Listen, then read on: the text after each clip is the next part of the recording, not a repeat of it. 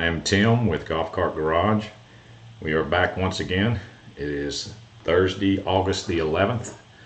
We come here every week and we go live on Facebook and YouTube every week, and I talk to some live people in the chat. I answer some email questions.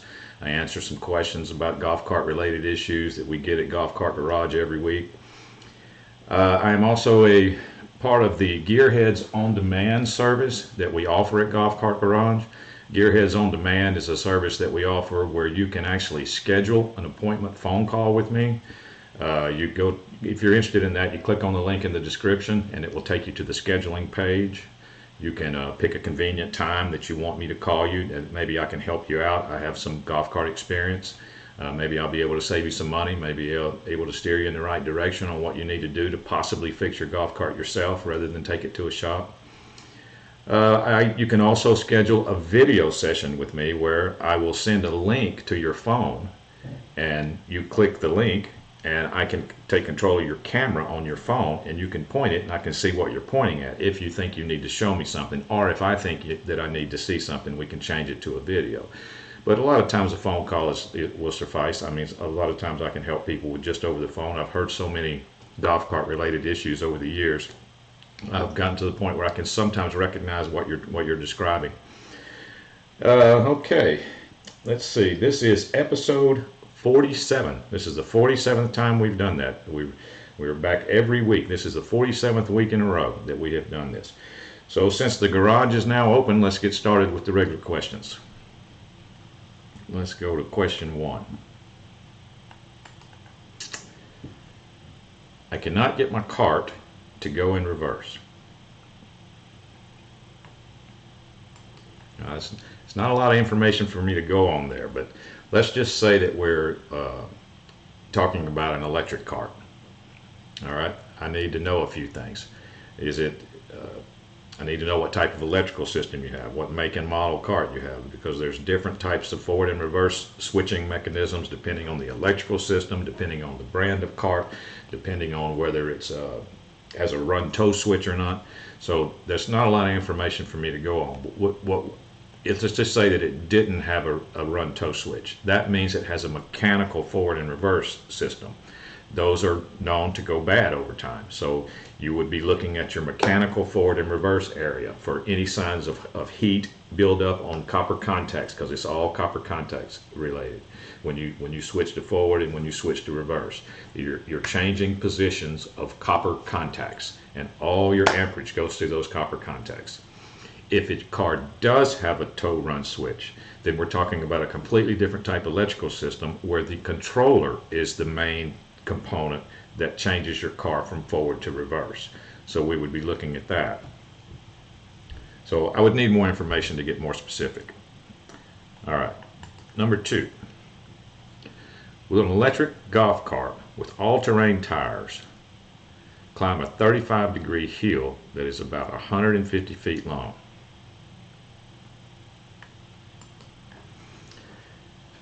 Well, it's not necessarily the terrain of the tire that changes things. It's the height of the tire, and 35 degrees is pretty steep. 150 feet long, 35 degrees is pretty steep. So on a completely stock electric golf cart, that might be a little difficult. You're going to get some slowdown on there. I'm not saying that it wouldn't do it, but things can be modified to where it could handle that no problem. But a completely stock golf cart, it might be a little difficult for that to do. You could give it a try and see if any, but then check for heat. Like come back under your battery compartment, raise your seat, and start checking for heat buildup. You know, after you've climbed that hill, just make sure you're not about to burn anything up. Okay, let's see. Number 3. I have an older club car. The forward and reverse switch was vibrating and making an electrical noise, and then my cart quit going. I ordered a new switch and solenoid, hoping to remedy the problem. Batteries are showing a full charge, and I replaced those items and still no go. I looked for a broken wire, but I don't see any suggestions. Okay, the forward and reverse mechanism is not supposed to vibrate. I mean, I've never felt one that was vibrating, but if it was, like you're saying, then that would tell me that you have the old style mechanical forward and reverse like we talked about earlier, and that vibration was most likely some things arcing. You had some loose contacts in there and it started arcing and probably melted something to the point where you needed to replace it.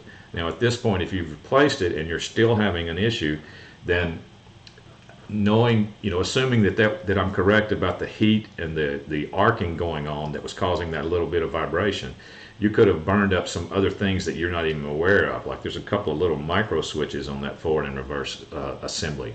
I would be checking those micro switches. They're not very expensive, so if you ended up having to replace one, it's not that big a deal. But that's where I would be checking right now, because you're not supposed to vibrate. So all of that, the fact that it was vibrating, that scares me in that area. That's where I'm scared of, is that area, because the damage is going to be in that area. Okay, let's see, number 4. I have a 2017 EZGO RXV gas in for repair. When in reverse, the cart jerks, hops, bucks, or whatever you might call it. Forward, no issue.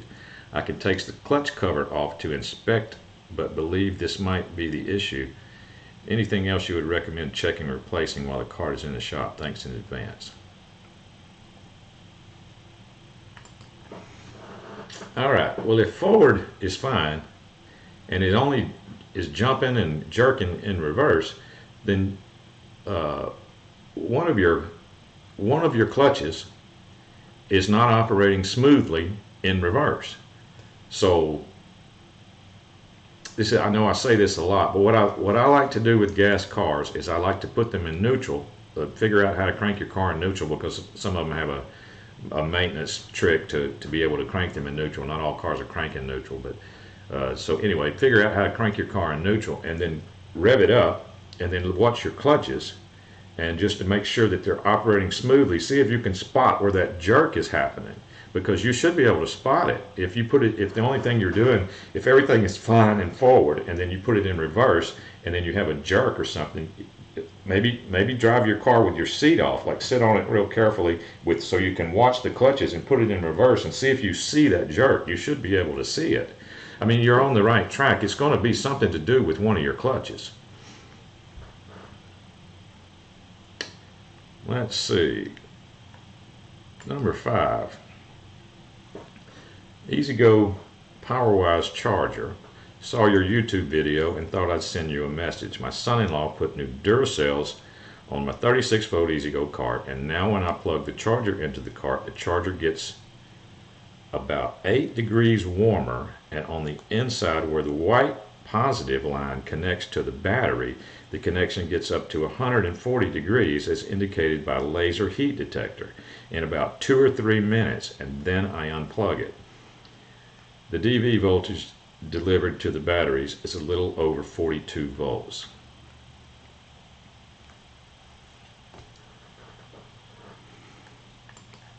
Okay, if there's no obvious loose connection, I mean, you look for that. You go through every one of your connections for a loose connection. Then the charger, if it's getting hot, then it's having to work really hard to charge your new Duracells. Just because they're new doesn't mean they don't need to be charged. And if the charger has to work very hard in order to charge a dead battery pack, they will get hot. That's why anytime I know that I'm charging a dead battery pack or a new battery pack or a low battery pack, I always put a fan beside the charger. Now in your case, you might want to put a fan on every one of those spots. Just make sure you got air flowing over every one of those spots that is heating up. Now the charger getting warmer is absolutely normal, especially if the battery pack is low. In order for me to know if your battery pack is low, I would need battery readings off of your battery pack.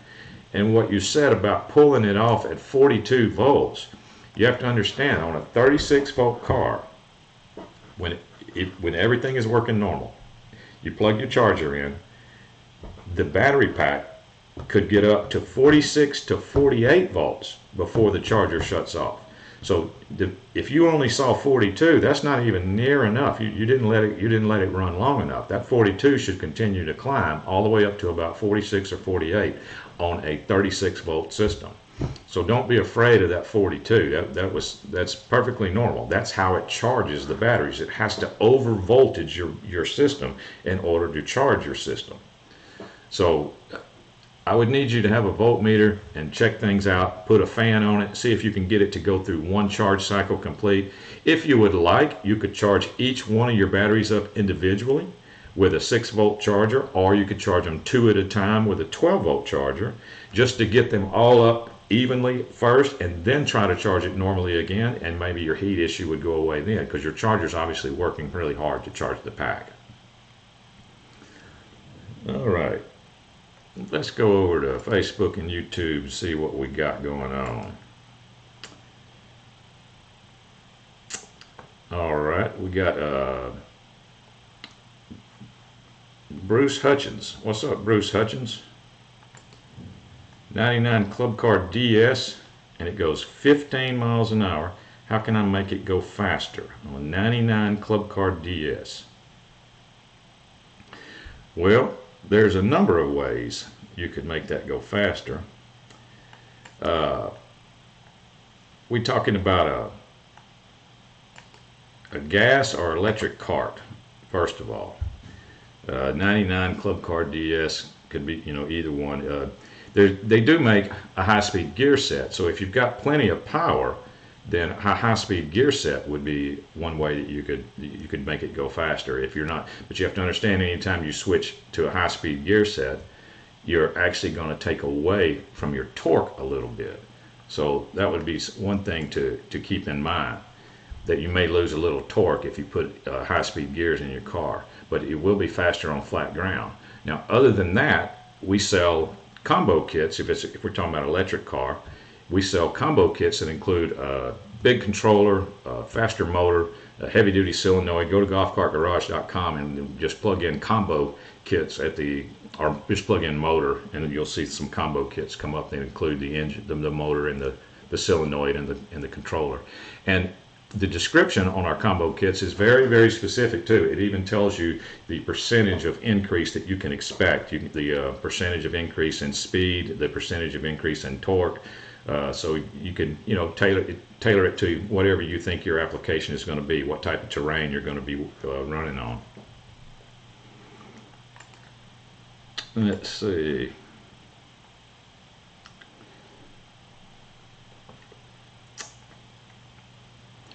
Let me go to YouTube and see what's going on over there. Looks like we got a couple of people in YouTube. Let's see, Crazy G35. What's up, Crazy G35? Hey, love the vids. Awesome job, Craig. All right, Craig, appreciate it, man. Let's see. How much times do you have to lose a car? I don't understand that question. All right, Sean Pratt. What's up, Sean Pratt? Can I use the stock solenoid and controller with an EZGO 48 volt battery, or should I upgrade both of them? Well, I can tell you this, Sean. You should not have to upgrade either one just because you went to a lithium battery, but I would, and I'll tell you why. I would, because that lithium battery is going to be a little bit more powerful than your old battery, and it could cause your car to pull more amperage because you have so much less weight in your car now, and you have a little bit more powerful battery pack, so you could pull more amperage. You don't have to do this, but I would. I'd change the controller and I'd change the solenoid, just like you said. What's up, Mark Bailey? Don't understand your question, but welcome to the chat, man. Let's see.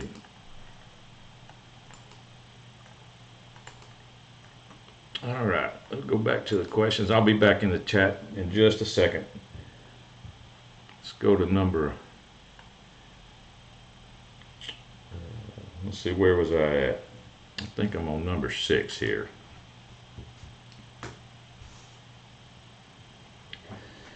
My EZGO blinks green when I plug it in. It goes through the normal charging cycle. However, at the end, rather than a solid green, I get a slow flashing red light.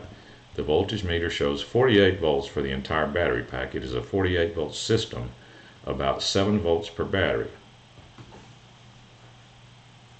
Okay, well there's something wrong right there with your description, because if you're getting 7 volts per battery, you're not showing 48 volts on the entire pack.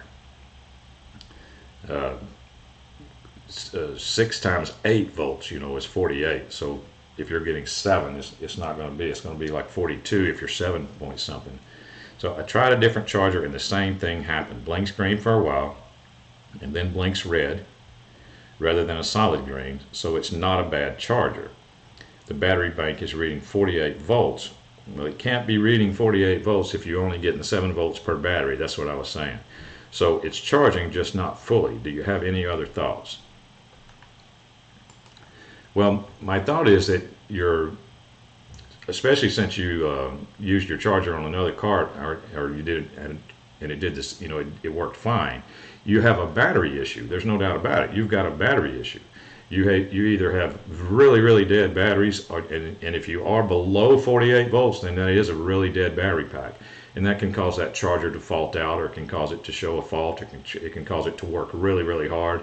Or you could have a battery that's completely dropped out and is causing that fault. So I would need individual battery readings off of each one of your batteries before you plug the charger in and after you plug the charger in, because we're trying to find a battery that's holding things back, that's causing you the error code, because that blinking red is an error code that the charger is sensing.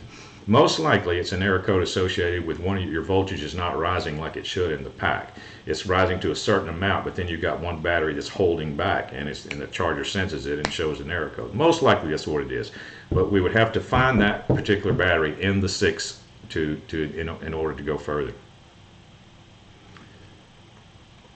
All right, number 7. This is from Mary. We have a 98 gas Yamaha golf cart. It seems to lose power on an incline. We think it might be the governor, but don't see governors for sale. I see a lot of throttle parts. Is this what I need?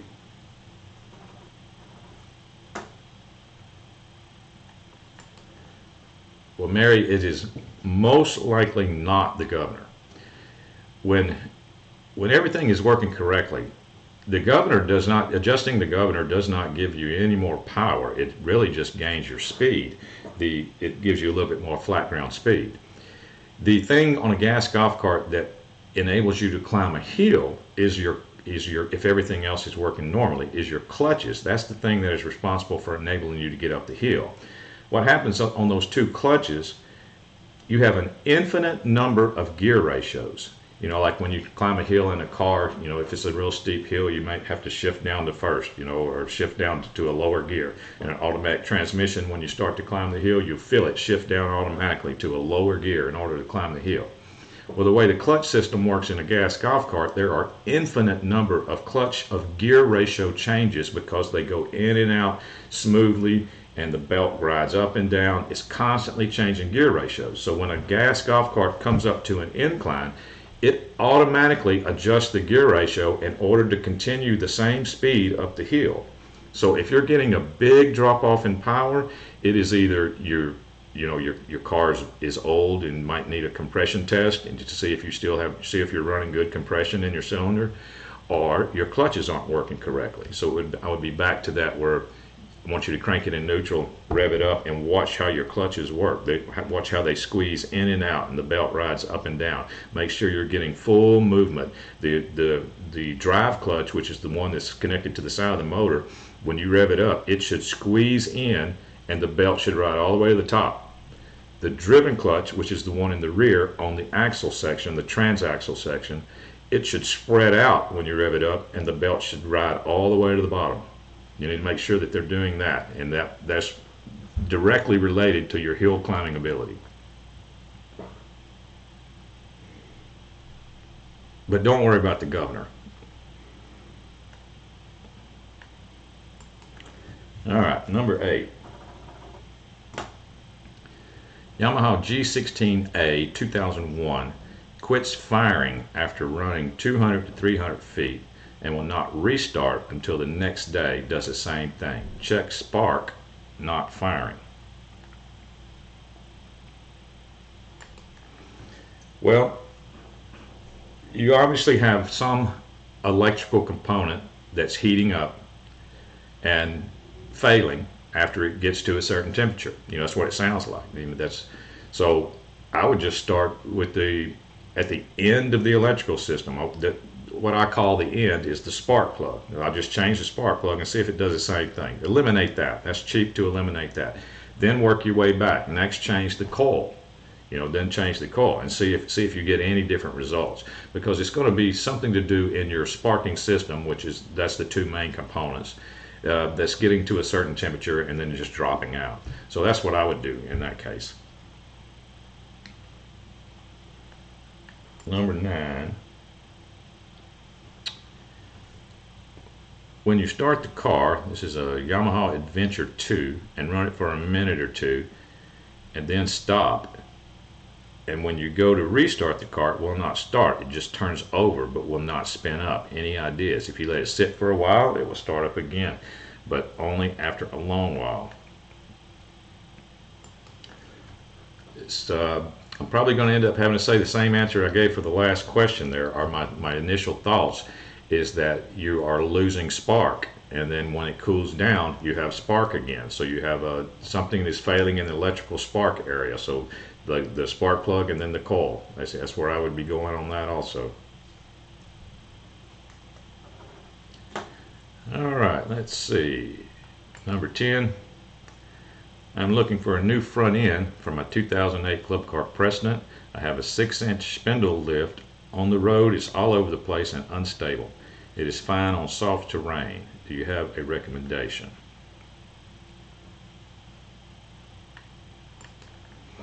Well, when you say new front end, you mean a whole new lift kit? Because if you still want your car lifted, then I recommend Jake's lift kits. We sell Jake's lift kits at Golf Cart Garage. They're a good lift kit.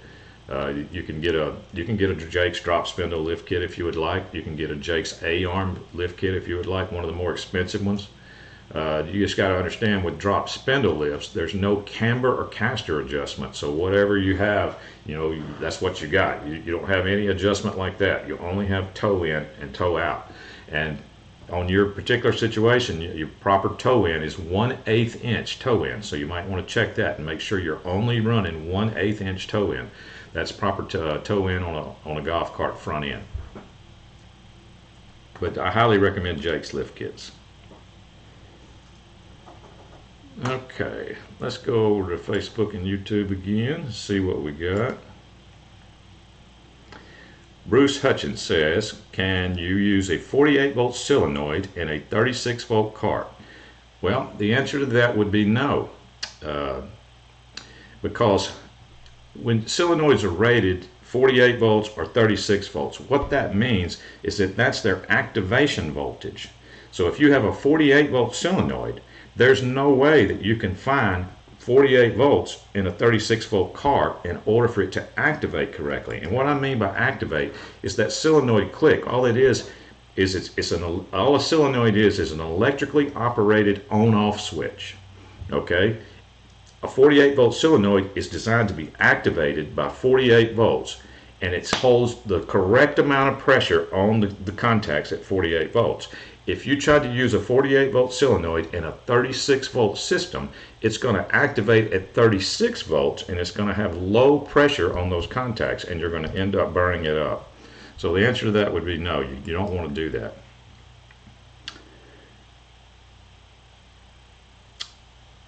𝗟𝗂𝘁𝗿𝗄𝗂. I wonder if I said that correctly in Facebook. I think that's pretty good. 𝗟𝗂𝘁𝗿𝗄𝗂. What's up, man? I have a 2002 Club Car Carryall. I need to take the motor out, but it's stuck. Any suggestions on taking it out? Well, I've seen that before also. That can happen. The only thing you can do is continue to wiggle it and I know they're heavy, you've just got to continue to wiggle it while trying to figure out some way to put pressure to the outside, because it literally just slides off of the input shaft. And sometimes they get stuck. That's why a lot of times when I install a motor, I will put a little dab of grease on either the input shaft itself or on the motor coupler, just so this doesn't happen, because I have seen some that were rusted pretty bad. They were rusted pretty bad there. Let's see, let me look at YouTube.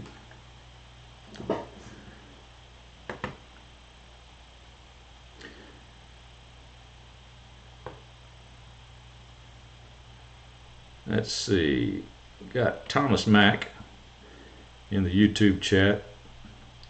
I have a 2011 Yamaha Drive with a Mad Jax A-arm 6-inch lift and 22-inch tires on 10-inch wheels. The toe and camber appeared to be within tolerances per the instructions. However, the car feels squirrely. Is this a Mad Jax issue, lift kit issue, or something else? Well, on camber and caster, I tend to just put my tires, straight up and down. You can even use a square, a carpenter square, and put on the ground right there to set your camber and caster straight up and down. But toe in and toe out, you can experiment with that a little bit. By, proper is supposed to be 1/8 inch, but anytime you start putting 22-inch tires and stuff, I need to be sure that you're measuring from the correct spot, to do toe in. I measure from the halfway up the tire to the inside most part, halfway up the front of the tire to the inside most part. If you look at your tires, they might curve out of your rim a little bit. Take a measurement there, and then take a measurement on the same spot in the rear. I've seen people measure from the rim. I don't want you to measure from the rim. I want you to measure from the halfway up the inside of the tire, and experiment between 0 toe in and toe out. Like, I set it for 0.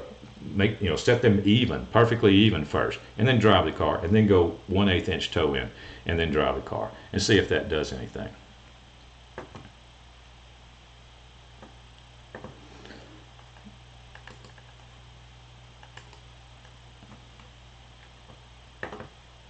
Let's see, we'll go back to Facebook here.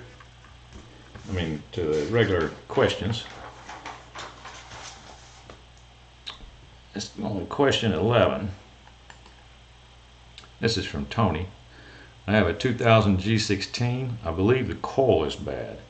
When cold, starts and runs fine. Engine warms up, won't run. Does that sound like a coil to you? And what coil do I need for this car? It sounds like a coil to me, Tony. It's either a coil or spark plug, or you just got a loose connection somewhere. Yamahas are pretty particular about their grounds. Just make sure that you got a good ground on the battery, and but spark plug and coil, you're definitely in the right area.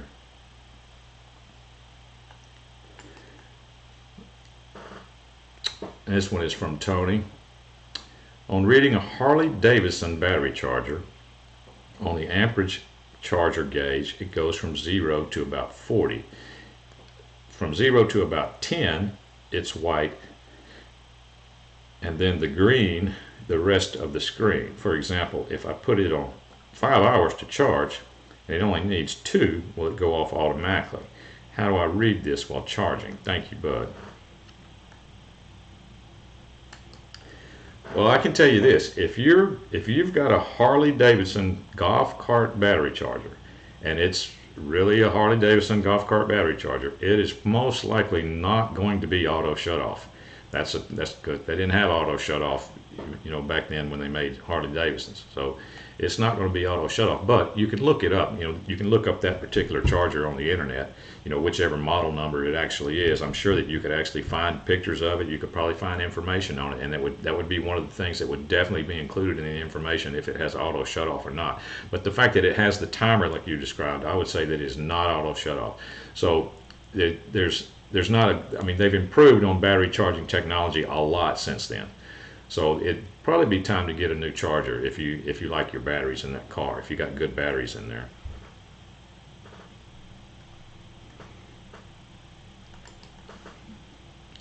Number 13.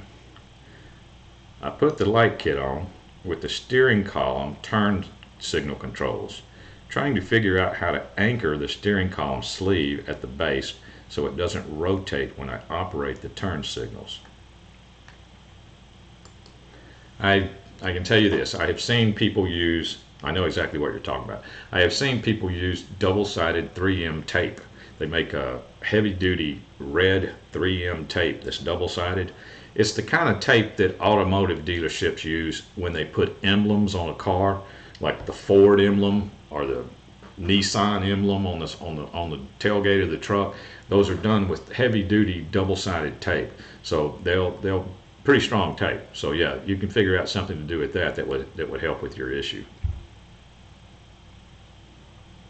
Let's see, number 14. My golf cart seems to have no low speeds. What would be the problem?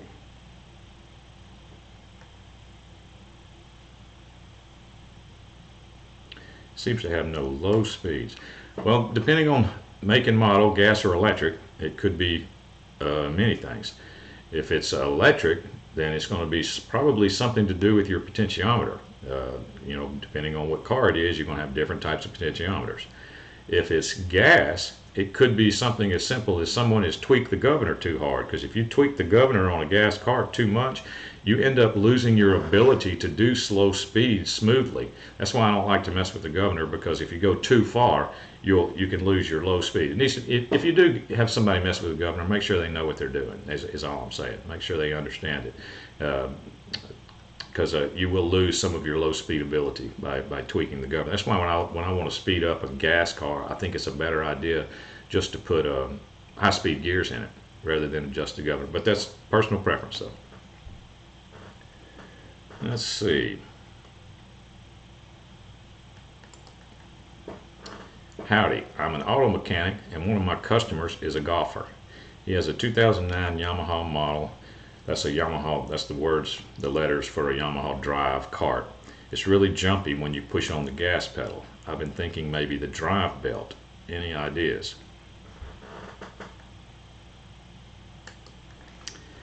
Well, crank it in neutral, see what that drive belt's doing. See if you see any jumps or when you're cranking it in neutral.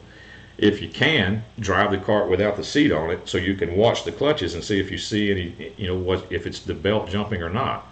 But it could be something as simple as what I just said on the previous question. It could be that somebody's tweaked the governor too tight, because that can make them jumpy and lose your smoothness in your low end speed. So it could be that. Yamaha is really easy to adjust the governor. It's in the back and it's just one bolt, that you screw in to speed up and screw out to slow it down. But if you screw it in too far, sometimes it can affect your low speed. All right, let's see here. We'll come back to the regular questions. Let's go back over to Facebook.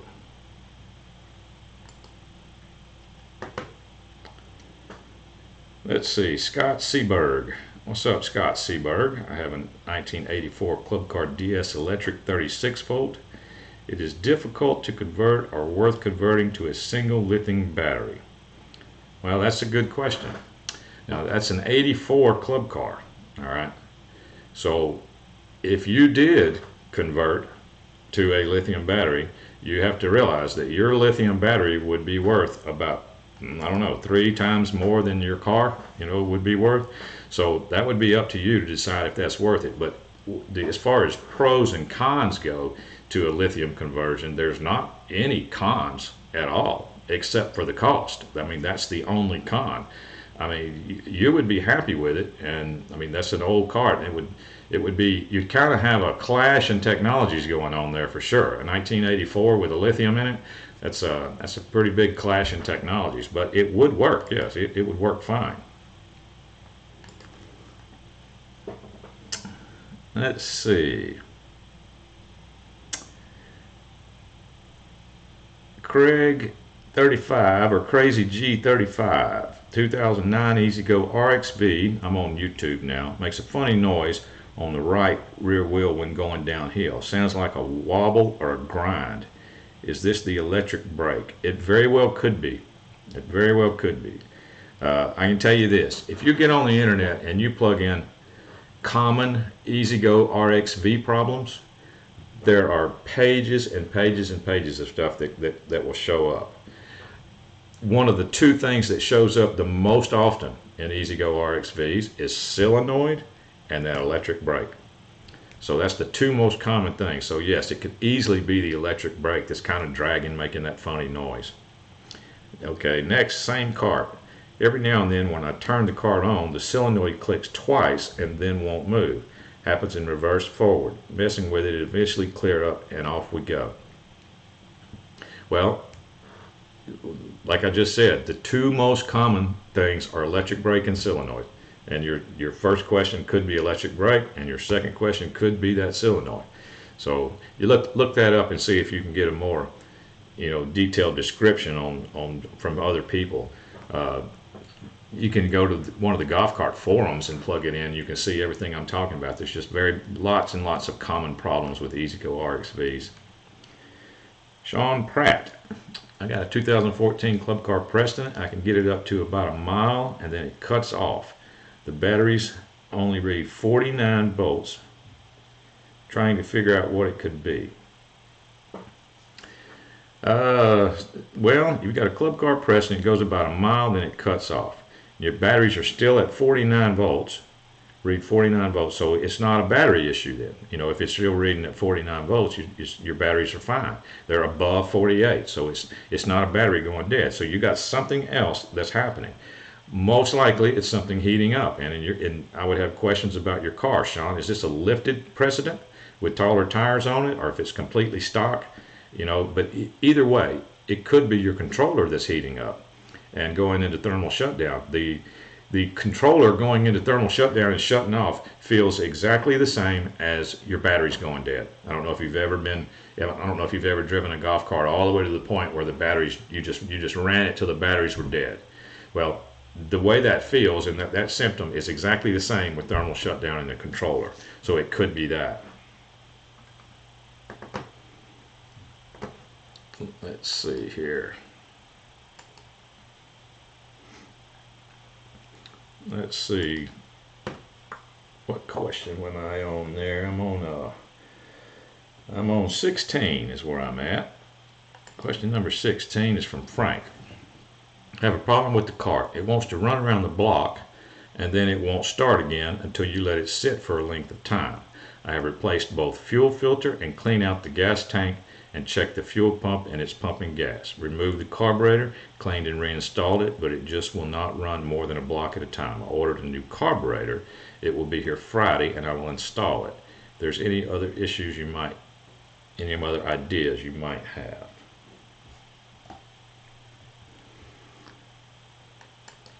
Well, this is a reoccurring question tonight or today because it's most likely you're getting something. It sounds like you might be losing spark.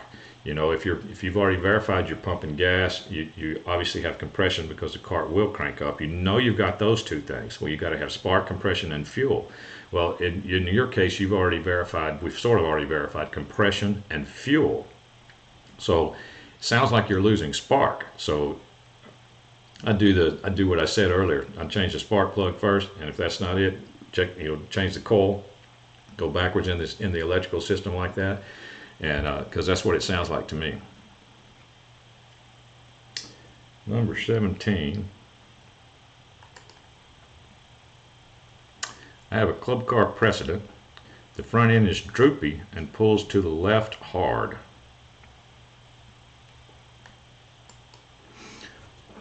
I don't really know what you mean by droopy, like the front end being droopy. You do have a spring up there. Is your front leaf spring worn out, causing your car to sag?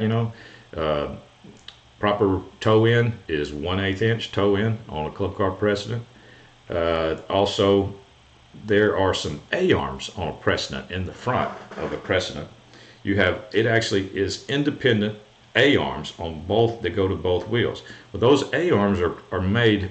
They're notoriously weak. They're actually designed to fold. If you hit a curb or something, they're designed to be the thing that takes the damage, because everything else is expensive, in that area. You don't want to break your whole steering box, so they didn't want to make these A-arms made out of a real strong material. They actually made them out of a softer material, so they will take the damage if you bump into a curb. And golf carts at the golf course bump into curbs all the time. Trees, curbs, other golf carts. You know, I've seen many precedents with a folded A-arm a little bit. And they can be folded a lot, or they can be folded just a little bit where you can't even notice it when you look at it. So I would be looking at that and checking for slack. You know, check for slack in your front end and proper toe end. Okay, number 18. My charger is functioning, but will not charge my 48-volt cart.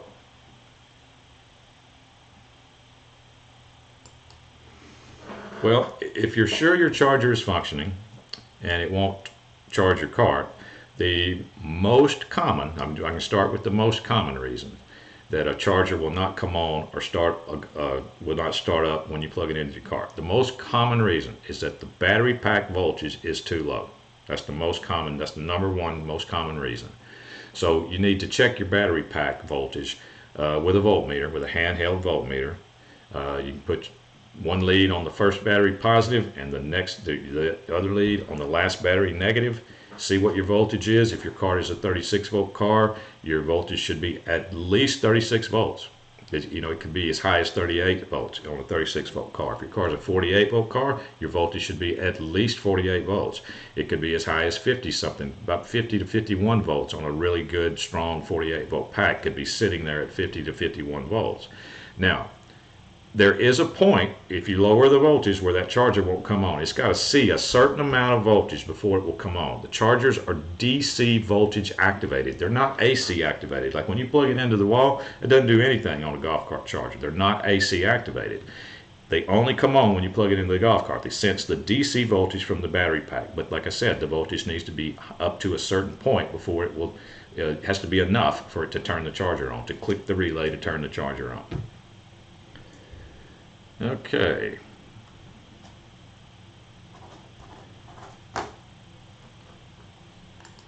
We'll go back over here. Scott Seberg says thank you. Thank you, Scott, for coming in the chat today.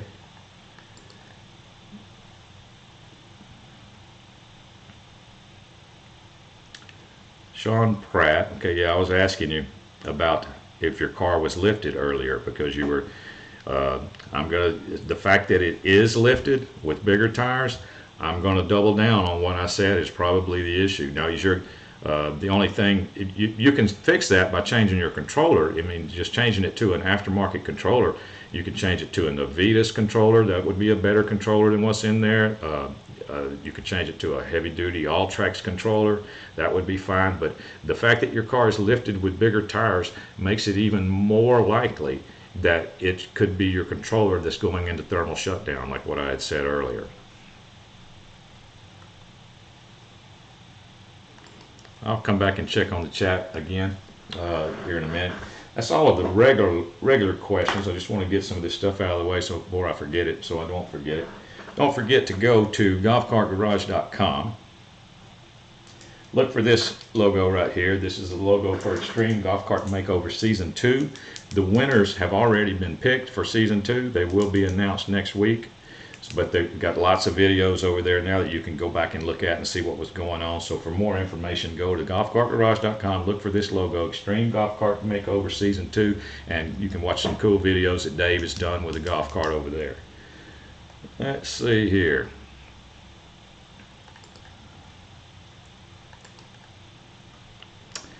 I think we're good on Facebook. Let me see about on YouTube.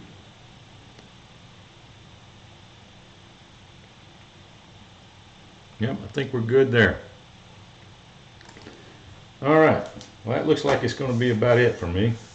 Just remember that if you would like to schedule an appointment with me for talk to me about a golf cart related issue one-on-one on the phone, click on the link in the description. That will take you to the Gearheads On Demand scheduling section that we have at Golf Carts Garage. And you can schedule a phone call or a video session at any time that is open and any time that's convenient to you. I get notified automatically of all this stuff. I have automatic software. It's pretty cool. And at the time you picked, I'll be calling you. We can discuss your golf cart related issue. or I'll send you a link if you pick the video session, and then you click the link, and then I can look through your camera. I can see your golf cart related issue, and maybe I can help you out. Might be able to save you some money. All right, that looks like it's going to be all for me this week. I will see everybody next week. Next week will be episode 48.